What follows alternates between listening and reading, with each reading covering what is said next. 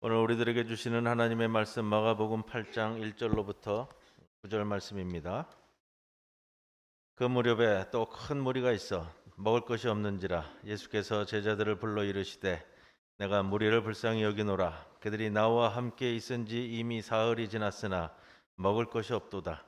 만일 내가 그들을 굶겨 집으로 보내면 길에서 기진하리라. 그 중에는 멀리서 온 사람들도 있느니라. 제자들이 대답하되 이 광야 어디서 떡을 얻어 이 사람들로 배부르게 할 수 있으리이까?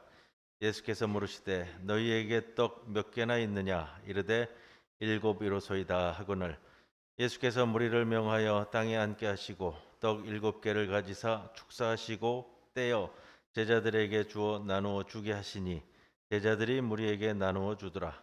또 작은 생선 2마리가 있는지라 이에 축복하시고 명하사 이것도 나누어 주게 하시니 배불리 먹고 남은 조각 7광지를 거두었으며 사람은 약 4,000명이었더라.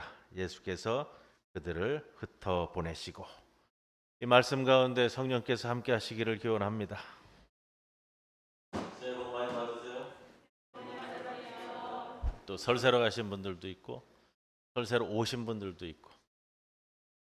자, 많은 분들이 또 설 끝나면 귀향 귀경합니다. 무엇보다 안전한 여정 되시고 가족과 함께 즐겁고 행복한 시간 되시기를 바랍니다. 오늘 함께 예배드리는 모든 분들 주님의 이름으로 환영하고 축복합니다. 말씀을 통해 주시는 하늘의 은혜가 가득하시기를 빕니다. 우리가 요즘 마가복음에 나오는 이적 사건 17개의 사건을 함께 말씀을 나누고 있는데 오늘 13번째 사건 되겠습니다. 칠병이어의 사건 이렇게 이야기도 하고 4,000명을 먹인 사건이다 이렇게도 이제 특징 지어지는 사건인데 흔히 오병이어 사건은 이 유대인들을 대상으로 이루어진 사건으로 이야기를 하고요. 오늘 이 사건은 이방인들을 대상으로 한 사건 이렇게 반복되는 사건으로 이야기합니다. 우리가 순서적 배열을 따지면 수로보니게 여인 사건 그리고 그 전주에 좀 순서를 바꿨습니다만 귀먹고 말 더듬는 사람을 치유하신 사건 그리고 오늘 칠병이어 사건을 통해 이 세 사건이 주르륵 연달아 제시되고 있는데 이방 지역에서 행하신 예수님의 선교 활동이 마무리되는 겁니다. 오늘 마무리되면서 예수님께서 무엇을 우리에게 말씀하고 계시고 우리에게 무엇을 요구하고 계시고 또 이 사건을 통해서 우리에게 주시는 메시지가 무엇인지 우리가 그걸 살피는 겁니다. 오병이어 사건 말씀을 좀 자세히 드렸었는데 기억하세요? 날짜를 찾아보니까 9월이더라고요. 9월. 다 잊어버리셨죠? 그래도 한 가지 좀 기억하셔야 되는 건데 뭐냐면 우리가 떡 5개 물고기 2마리가 무엇을 뜻하느냐. 그거는 제가 그때 굉장히 좀 강조해서 말씀을 드렸습니다. 마가복음의 통일성의 기반을 두고서 오병이어 떡병자를 쓰잖아요. 떡 5개 물고기 2마리가 무엇을 의미하느냐.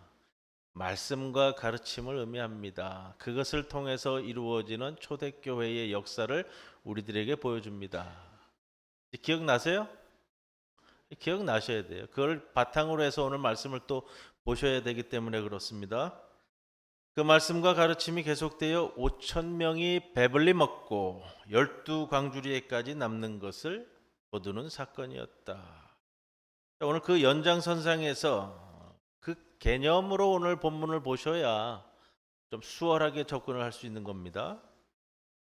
보이시고자 하는 것, 또 이적 사건의 목적, 그 말씀은 좀 계속해서 강조해서 드렸습니다. 이적 사건이 마가복음에 17개가 기술되어 있는데 이적 사건을 기술할 때는 우리에게 전하고자 하는 목적이 있다.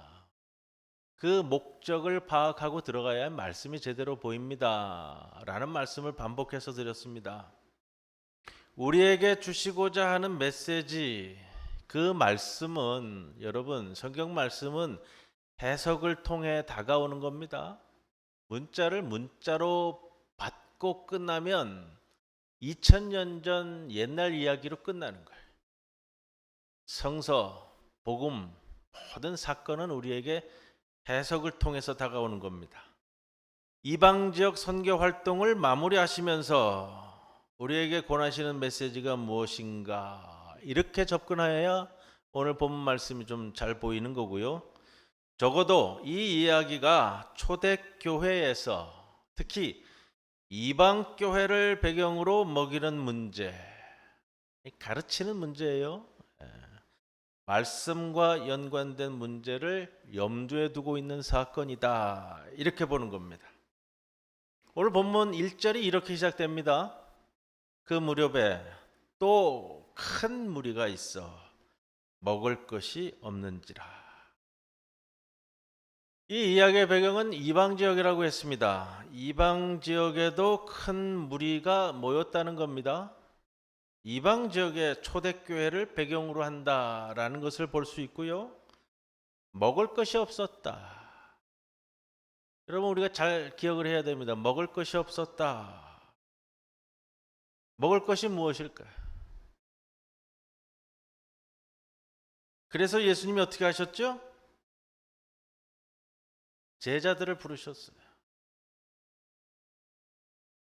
자, 밑줄 긋고 갈 수 있는 표현이에요. 예수님이 해결하실 수 있는데, 예수님이 해결하실 수 있는데 그게 아니라 제자들을 부르셨다. 그리고 말씀을 하셨어요. 뭐라고 말씀하셨죠?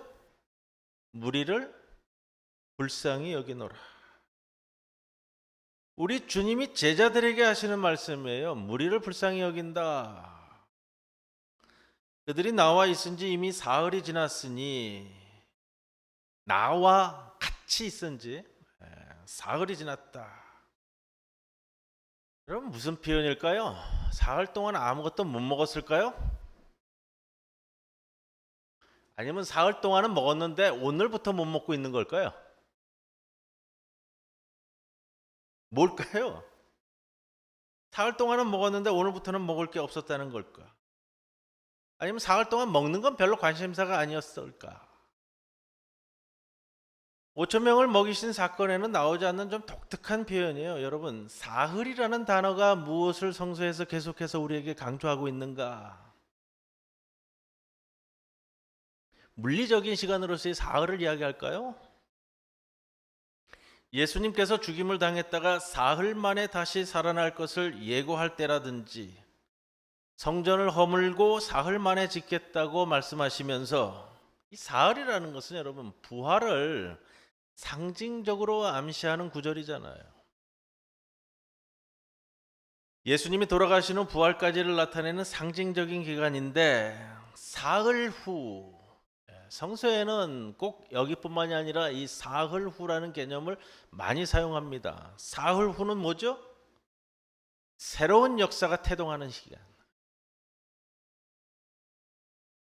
그럼 이 사흘 동안 그들이 예수님과 함께 있었다는 의미가 뭘까요?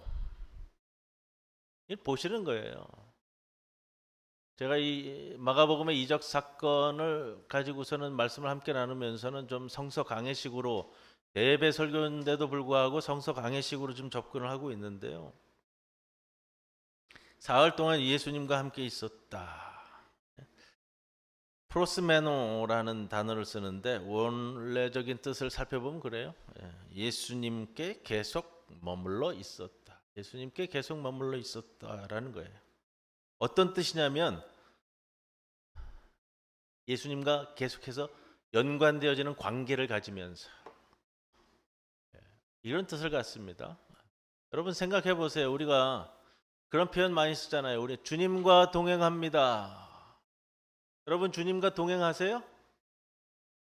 동행했다라는 말은 어떤 뜻이에요? 오늘 주님과 내가 동행했으니까 예수님 옆에 앉히고서 오늘 운전해가지고 김해에서부터 오늘 여기까지 온 거, 버스 탈 때 오늘 주님 옆에 앉고 나는 여기 앉고 해서 와서 여기 버스 정류장에 내려가지고 예수님과 같이 걸어서 여기 왔다. 그럼 여기 와서는 동행 끝. 이런 표현이 아니죠. 내가 예수님과 동행하는 삶을 살았다라는 것은요, 예수님과 내가 서로 관계를 맺으면서 살아왔다라는 의미잖아요. 근데 우리는 삶에서는 예수님과 동행이라는 의미를 그렇게 사용을 하는데 성서에서 나오는 단어를 그렇게 의미로 생각하지 않는다고요? 그냥 문자 그대로 생각한단 말이에요. 사흘 동안 예수님과 관계 맺어온 것이 무엇을 의미하는지를 이야기할 때 사흘 동안 그냥 예수님과 같이 앉아서 말씀 듣고 먹고 지냈다라는 의미로만 생각한다면 놓치는 게 너무 많단 말이에요, 우리에게. 예수님과 이방인들 무리가 관계를 가지면서 사흘은 상징적인 표현으로 가고 있지 않을까라는 겁니다. 이방교회 성도들이 예수님과 관계를 맺은 기간 동안이 그것이 사흘이든 3개월이든 3년이든 30년이든 그 기간 동안을 지내왔다라는 표현 아니겠는가라는 거죠. 그런데 그거예요. 그런데 그렇게 예수님과 같이 있으면서도 먹을 것을 가지고 있지 않다면 이 모순처럼 보이는 표현이 무엇을 말하는지 충분히 이해가 가는 겁니다.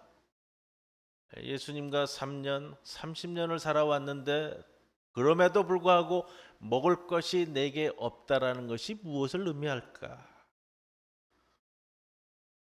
이것이 예수님 승천 후에 초대교회에서 마가가 보고 있는 이 이방인 초대교회의 모습이고 이방인 초대교회 기독교인들의 현실이었다는 겁니다. 먹을 것을 가지고 있지 않은 이방교회를 놓고 제자들을 비판하면서 우리 예수님께서는 그냥 방치하지 않으시라는 것을 그들을 불쌍히 여기신 예수님의 마음으로 드러내 보여줍니다. 먹을 것을 가지고 있지 않은 큰 무리를 보면서도 그들을 불쌍히 여기는 마음, 그것이 제자들에게는 없었던 게 아니냐라는 비판이기도 합니다. 아무리 이방인들이라도 굶길 수만은 없지 않겠느냐는 것이 예수님의 마음입니다. 3절에 그들을 굶겨 집으로 보내면 길에서 지치게 될 것인데 그 중에는 멀리서 온 사람도 있느니라. 만일 그랬더라면 이방 기독교인들은 지칠 수밖에 없고 이방 교회는 더 이상 존속될 수 없지 않겠냐는 말씀입니다. 멀리서 온 사람들은 무엇을 뜻할까? 멀리서 온 사람들이 정말로 이 물리적 거리로서 멀리서 온 사람을 뜻할까? 살펴보면서 그런 생각을 가져요. 멀리서 온 사람들. 아마도 이방인 초대교회에서 함께 섞여 살던 디아스포라화된 유대인들 아니겠는가? 이렇게 제시도 합니다만 가능성은 있는데 좀 불분명합니다. 충분히 개연성을 가지고 우리가 바라볼 수 있는 표현이고요. 4절에 제자들이 대답합니다. 이 광야 어디서 떡을 얻어 배부르게 할 수 있겠습니까? 5천 명을 먹이신 사건에서는 말씀의 배경 자체가 광야에서 시작됐습니다. 오늘 본문의 배경은 이제 여기 와서야 제자들의 대답에서 스치듯이 등장합니다. 스치듯이 언급되니까 스치듯이 지나갈 수도 있겠지만 마가복음에서는 항상 이 광야의 의미를 중요하게 다루었고 자주 등장했습니다. 적어도 해석의 관점에서는 지리적 의미로서의 광야의 의미보다는 은유적 의미를 가지고 있지 않겠는가라는 거죠. 마가복음은 복음서 시작인 1장 3절에서 이렇게 시작합니다. 광야에서 외치는 자의 소리가 있어. 이걸 통해서 세례 요한이 출현한 곳도 광야로 이야기합니다.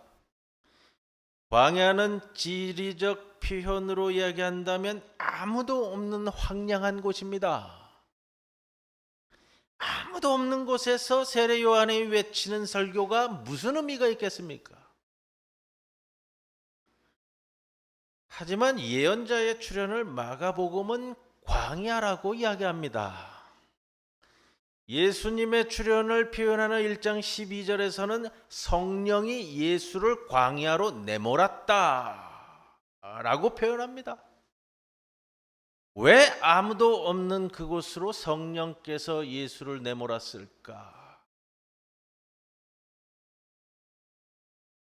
우리나라에서도요, 여러분, 가끔 가다가 광야교회라는 이름을 달고 있는 교회를 봅니다. 보셨어요? 광야교회의 의미는 뭐예요? 광야에 위치한 교회? 사막에 위치한 교회? 미국 가니까 이제 광야교회 이름 붙인 교회들을 심심치 않게 봤어요. 의미론적 표현이죠. 광야교회. 광야와 같은 이 험난한 세상에서 교회의 역할을 감당하겠다는 표현이잖아요. 의미론적인 표현. 광야에 외치는 소리가 있어. 성령이 예수님을 광야로 내몰았다. 1장 4절에 보면 세례 요한이 광야에 나타나 소리질러 회개의 세례를 전파하니 이렇게 시작이 됩니다. 신학적 용어를 쓰는 건 좀 죄송합니다만 신학적 메타포라고 그래요. 신학적 메타포, 신학적 은유다. 바깥, 광야, 기존 체제에 기득권 세력이 있는 곳이 아니라 바깥 체제. 이 바깥에서만 새 길이 예비될 수 있고 새로움이 외쳐질 수 있는 이 변화의 장소를 얘기할 때 광야를 신학적 메타포로 사용합니다. 그런데 여기 이 광야에서 누가 어디서 떡을 얻어? 어디서란 말은 중의적으로 쓰이더라고요. 어디서도 되고요. 어떻게도 되고요. 두 개로 다 번역이 되더라고요. 헬라어 렉시콘을 보니까 그럼 어떻게 이 사람들을 떡으로 배불릴 수 있을까? 우리말 어디서라고 해도 의미는 똑같을 것 같아요. 근데 재밌는 게 있어요. 오늘 본문에서 단어 배열을 쭉 하다가 원문에 보면은 이 어디서 어떻게 이 포덴이라는 단어인데 이 포덴이라는 단어를 그냥 성서 원문이 가다가 대문자로 그냥 표시를 해버렸어. 여기 방점을 좀 찍겠다라는 이 성서 기자의 의도인 것 같아요. 대문자로 포덴을 써버린다고요? 이게 대문자로 들어올 단어가 아니잖아요. 우리말 표현에서도 마찬가지고. 먹을 것이 없는 이방 백성들의 현실이 광야와 같았다면 제자들의 이 대답은 실로 무책임하지 않겠습니까? 5천 명을 먹인 사건에서는 그래도 제자들이 6장 37절에 우리가 200데나리온 넘는 떡을 사다가 먹이리까라는 대답까지는 했어요. 여기서는 어디서 이 광야에서 떡을 얻어 먹으리까? 예수님 뭐 어쩌라고요? 이런 의미로 다가옵니다. 이것이 초대교회에서 이방교회가 처한 현실이고 이방 기독교인들을 대하는 제자들의 태도였을 것이고 이방 선교를 자기들의 사명으로 여기지 않는 제자들에 대한 엄중한 비판 아닐까 보여집니다. 누가 어떻게 이 문제를 해결할 것인가? 마가는 그 해결 방안을 예수님께 구하고 있습니다. 예수님이 어떻게 하셨는지를 보여줍니다. 그리고 이것이 현재의 우리에게 하시고자 하는 말씀이 될 겁니다. 5절 말씀에 너희에게 떡 몇 개가 있느냐? 7개입니다. 먹을 것이 없는 이 큰 무리와 7개의 떡을 가지고 있는 제자들을 본문은 대조시키고 있습니다. 우리가 5천 명을 먹인 사건에서도 이 떡은 말씀을 의미한다고요? 그렇다면 7개의 떡은 무엇일까? 7개의 떡, 예수님의 말씀, 예수님의 가르침으로도 나누어 먹일 불쌍히 여기는 마음만 있다면 7개의 떡으로도 그 사람들을 배불리 먹일 수 있지 않겠느냐.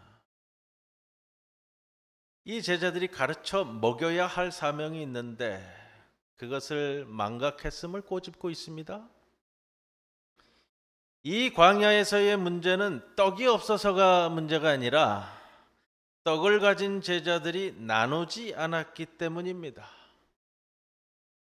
떡을 가지고 있으면서도 나누지 않았다는 것은 먹을 것이 없는 이방인들을 예수님처럼 불쌍히 여기지 않았다는 겁니다. 결국은 떡이 없는 게 문제가 아니라 먹일 마음이 없었고 그 마음이 예수님과 같은 불쌍히 여기는 마음이 아니었던 겁니다. 누가 어떻게 먹일 것인가? 누가는 이제 밝혀졌습니다. 어떻게도 이제 예수님이 그대로 보여주십니다.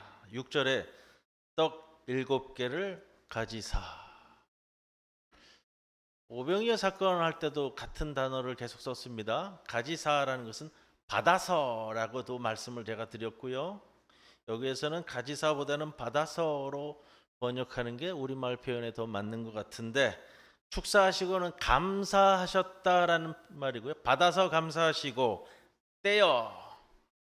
여러분, 이 떡을 뗀다라는 표현은 제가 우리 성찬식 할 때도 자주 말씀을 드렸고요. 뗀다라는 것이 그냥 큰 덩어리에서 떡을 이렇게 조금 떼어낸다라는 의미 아니고요. 무슨 의미라고 말씀드렸죠? 부서뜨리다, 쪼개다, 이런 뜻이라고 말씀을 드렸잖아요. 그리고 나누어 주었다. 바로 이 행위가, 이 예수님의 모습이 어떻게에 대한 답이 됩니다. 받았다. 가지사. 제자들이 가진 것을 건네받았다는 의미로만 이해한다면 이 말이 주시는 메시지를 놓칠 겁니다. 받았다는 것은 이미 5절 말씀에 제자들이 갖고 있었다는 것인데, 그것은 단순히 소유물이 아니라 하나님이 주셔서 받은 것인 줄로 알라는 말씀이 될 겁니다.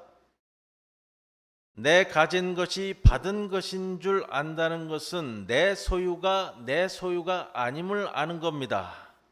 내 것이 아니니 하나님의 것으로 안다는 것이고 하나님이 주셔서 받은 것일 뿐이라는 겁니다.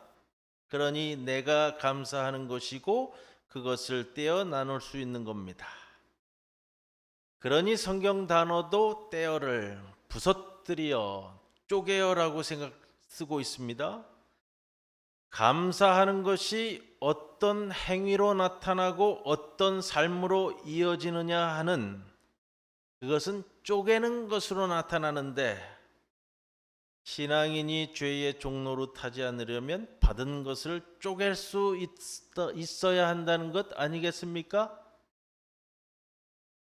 우리네 현실은 감사는 입에 달고 다니면서 쪼개는 데는 그럴 수 없이 인색합니다. 설교는 듣고 돌아서면서 은혜 받았다고도 하는데 그 말씀이 누군가와 나누어야 할 말씀이라는 것에는 생각이 없습니다. 물질 축복은 자랑할 만큼 차고 넘치는데 분배의 몫은 체면치레 정도라는 겁니다. 여러분, 감사는 받아서 감사가 아니라 줄 수 있어서 감사해야 됩니다. 받은 것만이 은혜가 아니라 줄 수 있을 만큼 그 삶이 변화되었다는 것이 은혜입니다. 받아서 좋던 마음이 주어서 좋다면 그 마음이 거룩해진 것이고, 그런 면에서 바로 그것이 성령을 받았다고 해도 무방하지 않겠습니까? 7절에 보면 또 작은 생선 2마리가 있는지라.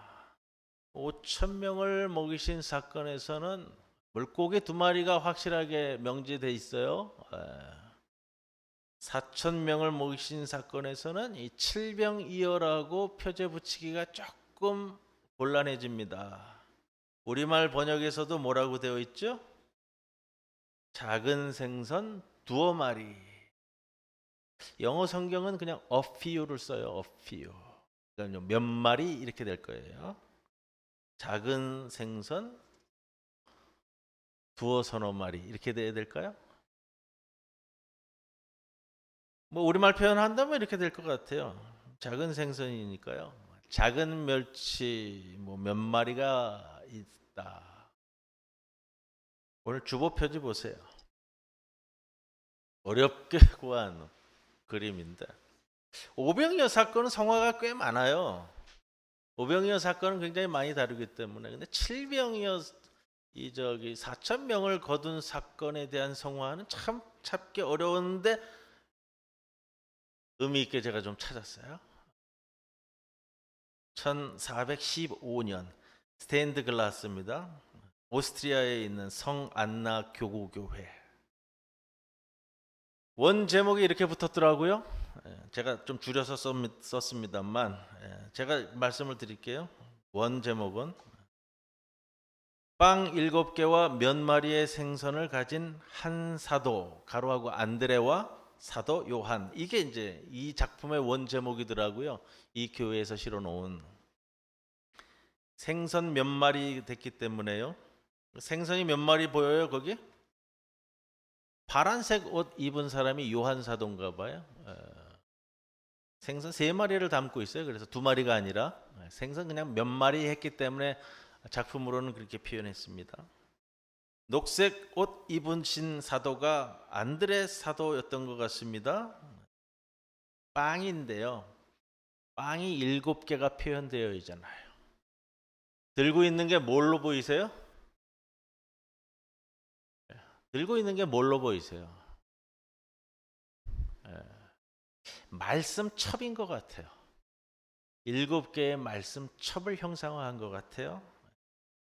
여러분 제가 그건 불확실하지만 그렇게 보이기 때문에 말씀을 드리면서 이런 말씀을 드리고 싶어요. 1415년 중세시대예요. 종교개혁이 1517년 시작하기 때문에 중세시대 끝나기 100년 전이기 때문에 가장 최고조에 이르렀었던 중세시대임에도 불구하고 성서 해석을 어떻게 하는가를 볼 수 있는 스테인드 글라스라는 거예요. 우리가 빵 7개 그러면요. 로브즈라는 단어, 영어 단어로 로브즈인데 빵이 7개가 들고 있어야 되잖아요. 바구니에 들고 있든지. 중세시대의 성서 해석도요. 빵 7개를 이렇게 해석하고 있다는 것을 볼 수 있는 거예요. 문자 그대로 우리가 접해서 들어가는 것이 아니고요. 저는 이 그림을 찾으면서 참 무릎을 탁 쳤어요. 보면서 야, 중세시대에 우리가 뭐 암흑기라고 얘기하는 중세시대의 성경 해석이 어떻게 갔었는가라는 것까지 바라볼 수 있는 것이고요. 본문 다시 갑니다. 8절에 보세요. 그래서 사람들은 먹고 배불러졌습니다. 만족했다라는 표현입니다. 부스러기의 풍성합을 7바구니나 거두었다. 떡 7개로 그 큰 무리가 먹고도 배불렀다는 것은 영적인 가르침. 여러분, 영적인 가르침은 아무리 먹어도 다함이 없고 오히려 먹일수록 가르치는 사람에게 거두는 것이 있게 하는 것 아니겠느냐. 네, 말씀을 드리고요.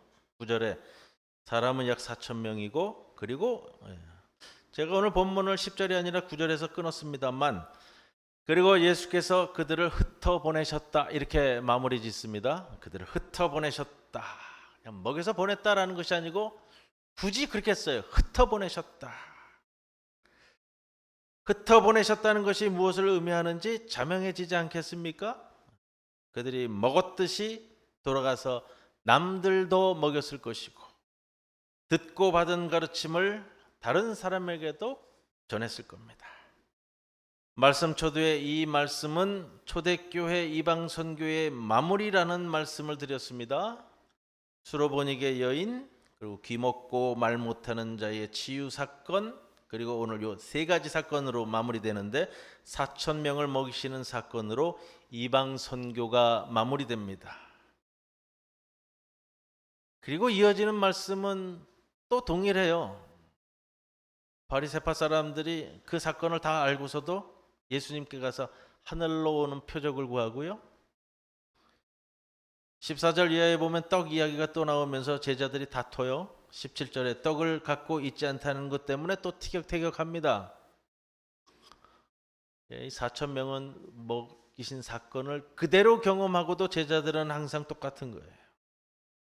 그럼 아마도 주려고 해도 있어야 주고 나누려고 해도 나눌 수 있지 않겠느냐라는 그러한 생각이 예나 지금이나 2000년 전이나 지금이나 동일하게 가는 것 같습니다. 오늘 말씀 여기까지 하시는데요. 오늘 말씀 붙들고 결론 안 짓겠습니다. 오늘도 이 말씀이 여러분들에게 여운이 되어지는 말씀이 되기를 바라고요. 제목만이라도 좀 기억하시고요. 어디서 어떻게 떡을 얻어 이 사람들로 배불릴 수 있을까? 이제는 이 말씀이 나에게 주시는 주님의 말씀으로 깊이 성찰하시는 말씀의 시간이 되기를 주님의 이름으로 간절히 기원합니다. 주님 성명절 주간을 맞아 주님 앞에 나왔습니다. 먹을 것이 없어 기진할지 모르는 큰 무리를 불쌍히 여기시는 마음을 안고 먹이신 주님처럼 주의 발자취를 따른다는 우리에게도 불쌍히 여기는 마음을 허락하시고 받아서 감사하고 나누어 감사하고 쪼개어 감사하는 주의 제자들 되게 하옵소서. 주신 말씀 잘 곱씹으며 우리 삶의 지표로 삼을 수 있도록 인도하옵소서. 예수님의 이름으로 기도드리옵나이다. 아멘.